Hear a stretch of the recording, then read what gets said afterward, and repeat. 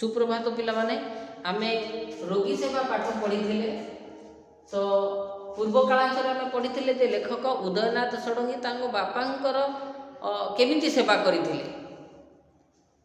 बापांकर मृत्यु पूर्वर से 10-12 दिन पर्यंत से शଯ୍याशायी थिले एवं ताको बापांकु केमिति से सेवा करथिले से कथा आमे पढ़ी। वर्तमान देखिबा जे तांकर बोऊंकर केमिति सेवा करूछंती। तो लेखक सेते बेले कौन ना सेते बेलू बोऊंकर मृत्यु बेलू लेखक कटकर दत्त प्रेस रे चाकरी करुथिले। तांकर बापांकर मृत्युर ठीक 5 वर्ष पर तांको बोऊंकर मृत्यु होता और सेते बेलू से दत्त प्रेस रे कटकर दत्त प्रेस रे चाकरी करुथिले। 3 दिन 2-3 मास को थरे से आसती। हठात दिने कहीं मन है किए जानी से घर को पलि आसिले। 2-3 दिन मात्र रहा कार्यक्षेत्र को फेरी आसे।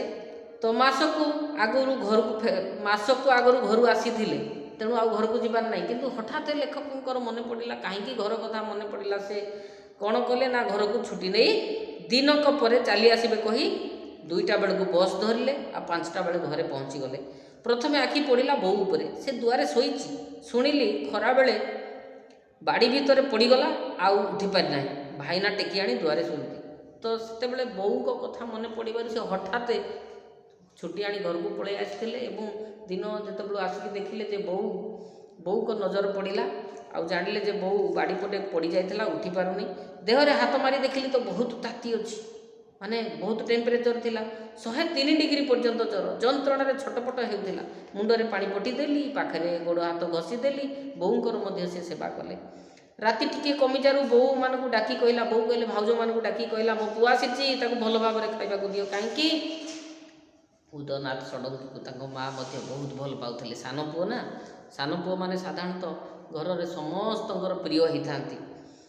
तो राति को सज्ञाहीन हो गला। डाक्तर आसी औषध व्यवस्था कले मात्र फल किसी है ना दिनक पर टिके प्रकुस्थित है माने टिके भल अवस्था को ताकर बोऊ पलि आसिले।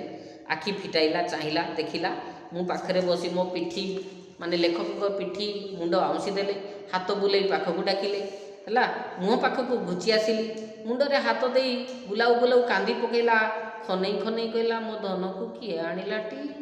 ताकर माँ अति भाव विहल होगले कहीं ना कहीं खबर देना जे बोऊंकर देह खराब होली। तथापि लेखक हठात आसिक पहुँची गले तेणु ताक बोऊ कहते भाव विहल हो मो धनटी को किए आनी पकेला। परदिन सकाळे प्रफुल्ल देखागला बोऊ पूरा खुश हो गले माने देह पूरा ठीक हो गला। तेणु लेखक बोऊ को कटक जीवाई पुणी अनुमति मागिले है कि तो बोऊ पुणी हाथ बुले देले पिठी रे कहले बापाटा परा तू आसीचु आउ 2 दिन रही जा आउ 2टा दिन रही जा। तेणु बोऊ जेहेतु एते भल पाउथिले लेखक बोऊंकर कथा को से काटी पारिले नाही। राति को पुणी अवस्था खराब हो गला। दिन में भल हो जाते राति को पुणी अवस्था खराब हो गला। मते टिके दुआर को नहीं जा बोली कहले दुआर को नहीं आसिले। दुआरे बिछना करी टेकी आनी शुआई देली। थरे आखि मेली चाहिए बड़ स्नेह अथच करुण से चाहे शेष समय आसी जाइथिला। हाथ उठाइबा को चेष्टा कला किंतु हाथ उठे पारिला नहीं। लेखक जानी पारले जे हाथ उठाउची बोऊ तेणु लेखक जाइके ताको पाखक हाथटी को धरी पकेइले। मो हाथ को मुठाई धरी आखि बुझीदेला आउ सब हो गला। लेखक हाथटा को ताकर बोऊ जाबुड़ी धरले और शेष निश्वास त्याग करदेले। एवं मध्य दृढ़ विश्वास मोर जीवन काल मध्य सबु कार्य एपरिकी यही कथा गुड़िक वर्णना कला बेले पितामाता से अंतिम आशीर्वाद ही ता पछरे रही प्रेरणा दूची।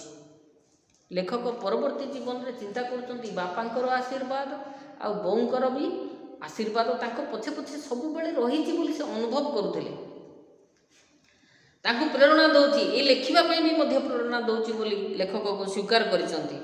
आपद विपद दुख सुख रोग जंत्रणा सबु समय से सांत्वना देउछि देहरे बल एवं मनरे शक्ति दूची। सत्य जमी बोऊ एवं बापांकर आशीर्वाद तांको पछे पछे अच्छी विपद हो जेकोसी घटना घटू सबुतिर से बापा बोऊ को अनुभव करुले। बोऊ से जुगर अक्षर मड़ाई नथिबा मफसलिया महिला माने ताको बोऊ के स्कूल जाई नाहांती मफसल स्त्री लोक किंतु तार स्मरण शक्ति अति प्रखर थिला। घरे तो प्राय प्रत्येक दिन पुराण पाठ हुए से सबुदिन आग्रह शुणे ता बरम तारी ବରାଦରେ ଭାଇନା ପୁରାଣ ପାଠ, ତାର ବୋଉ ଆଦେଶ ଦିଅନ୍ତି ଏ ତୁ ଟିକେ ପୁରାଣ ପାଠ ପଢ଼। ତାର କାରଣ ହେଲା ବୋଉ ଶୁଣିବ, ବୋଉ ଶୁଣିବାକୁ ଆଉ ଶୁଣି ଶୁଣି ସେ ପୁରାଣକୁ ପୁରା ମନେ ରଖିଦିଅନ୍ତି। ଅନେକ ସମୟରେ ଅନ୍ୟାନ୍ୟ ଶ୍ରୋତା ଭାଇନା ବାପା କୋକେଇ ବୁଝି ପାରନ୍ତି ନାହିଁ, କିନ୍ତୁ ବୋଉ ବୁଝିଦିଏ ଏବଂ ଯିଏ ନ ବୁଝିଥାଏ ତାକୁ ମଧ୍ୟ ବୁଝେଇ ଦିଅନ୍ତି। ଆଉ କୌଣସି ଘଟଣାକୁ ନେଇକରି ଯଦି ଯୁକ୍ତିତର୍କ ହୁଏ, ଶେଷରେ ପ୍ରମାଣ ହେଇଯାଏ ଯେ ବୋଉ ଯେଉଁଟା କହିଛି ସେଇଟା ଠିକ୍। ପାଠ ପଢ଼ିନଥିଲେ କ'ଣ ହେବ, ସ୍ମରଣ ଶକ୍ତି ବହୁତ ପ୍ରଖର ଥିଲା ତାଙ୍କ ବୋଉଙ୍କର। ଶେଷରେ ବୋଉଙ୍କର କଥା ହିଁ ଠିକ୍ ହୁଏ।